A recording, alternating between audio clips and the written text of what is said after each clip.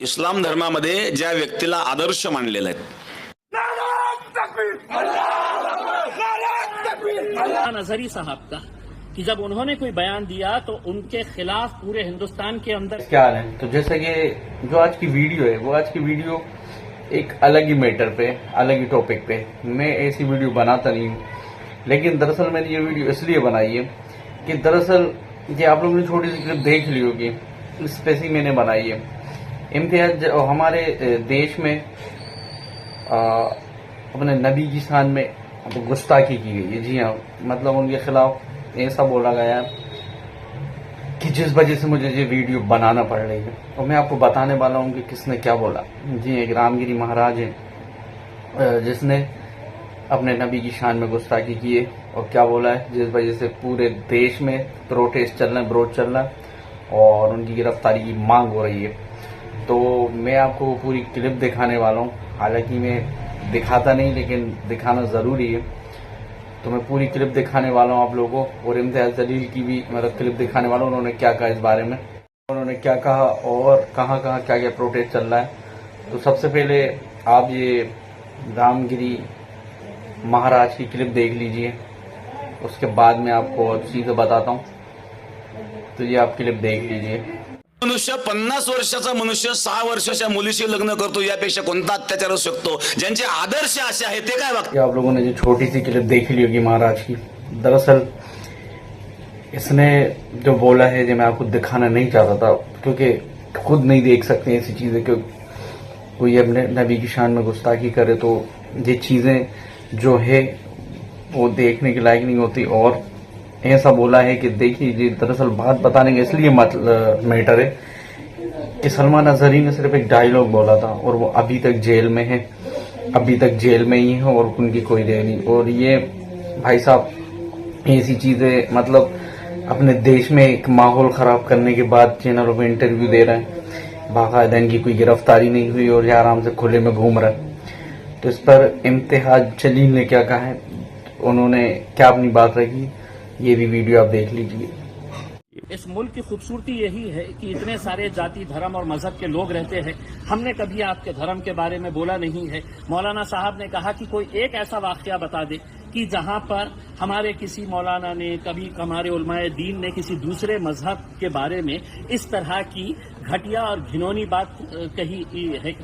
हमने police commissioner साहब को पूरे वाक़े से आगाह कराया और उनको ये बताया कि पूरे हिंदुस्तान के मुसलमानों के अंदर इस बात को लेकर नाराजगी है और गुस्सा है।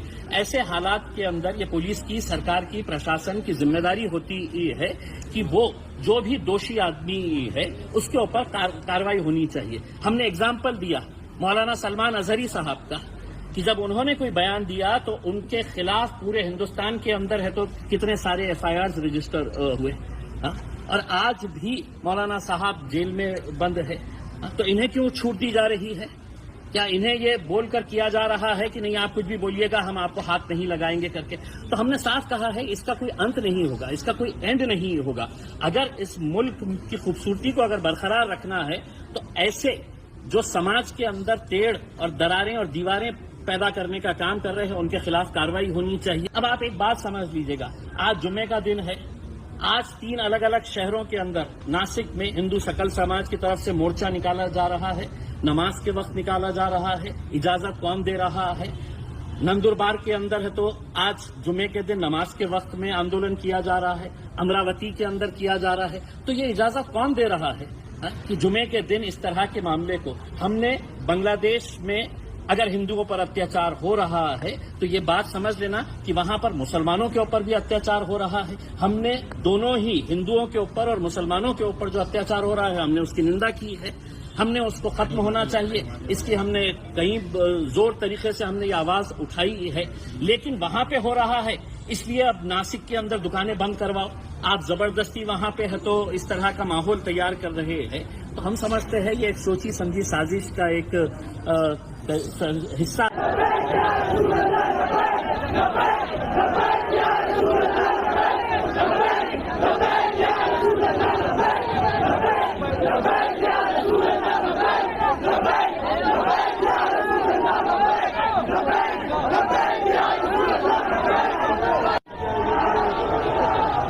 शांत हो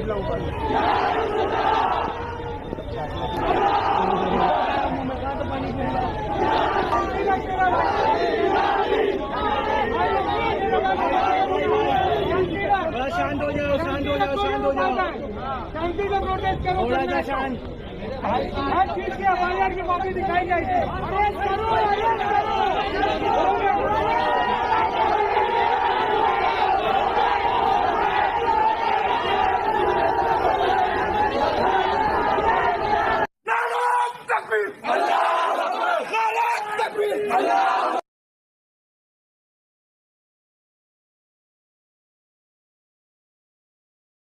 आप लोगों ने इम्तियाज जलील की वीडियो देख ही ली होगी कि उन्होंने क्या कहा है, लेकिन अब बहुत से लोग ये कहेंगे कि भाई कमेंट करके कि यार वो ये तो एक MIM माई पार्टी के मतलब वो सांसद थे और ये तो अपनी राजनीति चमका रहे। देखिए, राजनीति नहीं चमका रहा, उन्होंने जो कहा सही कहा। उन्होंने जो जो एक एक चीज मतलब बोली सही बोली। भले वो अपनी राजनीति चमका रहा, वो बात अलग है, लेकिन उनकी बातों में सच्चाई है कि आपको पता है कि सलमान अजहरी साहब ने सिर्फ एक चीज बोली थी और उस चीज के चक्कर में आज भी वो जेल में हैं, उनकी बेल नहीं हो पा रही है। और इन्होंने इतनी बड़ी चीज बोली और अपने नबी की शान में गुस्ताखी की, लेकिन अभी इनकी कोई गिरफ्तारी नहीं। बाकायदा इनको न्यूज चैनल पर बिठाला, इन्हें सपोर्ट किया जा रहा है। मतलब ये चीज देखिए, आप कोई भी मजहब के हो, कोई भी धर्म के हो, देखिए अपना जो हिंदुस्तान है वो एक ऐसा प्रतीक माना जाता है कि यहाँ पर सब धर्म के लोग रहते हैं, सब धर्म की इज्जत करते हैं, सबकी रिस्पेक्ट करते हैं। तो दोस्तों, आप खुद ही सोचिए कि अगर ऐसी चीजें होती हैं तो इससे किसी का फायदा नहीं होता, इससे किसी का फायदा नहीं है। आप अगर सोचे कि इसके धर्म को बुरा कह दिया, इसके धर्म को बुरा कह दिया, देखिए धर्म सबके अपने अपने, सब अपने धर्म को फॉलो करते हैं और सब अपने धर्म की बहुत ही रिस्पेक्ट करते हैं। तो अपने हिंदुस्तान में भी हर धर्म की रिस्पेक्ट होती है, हर धर्म की इज्जत होती है। लेकिन देखिए कि कोई भी ये ऐसी चीजें बोलकर मतलब वो सोचे कि भाई मैं फेमस हो जाऊंगा, ये हो जाऊंगा, तो जो बहुत ही गलत चीज में आप फेमस होने की कोशिश कर रहे हो। किसी के भी मजहब में का मजाक उड़ाना, किसी के भी धर्म का मजाक उड़ाना, ये हमारा धर्म नहीं सिखाता। मतलब सब किसी का भी धर्म नहीं सिखाता। सबके धर्म में अगर आप लोग खुद इतने आप लोग जानते हैं कि कोई सा भी धर्म ये नहीं कहता कि इसके धर्म का मजाक उड़ाओ या इसके धर्म का मजाक उड़ाओ।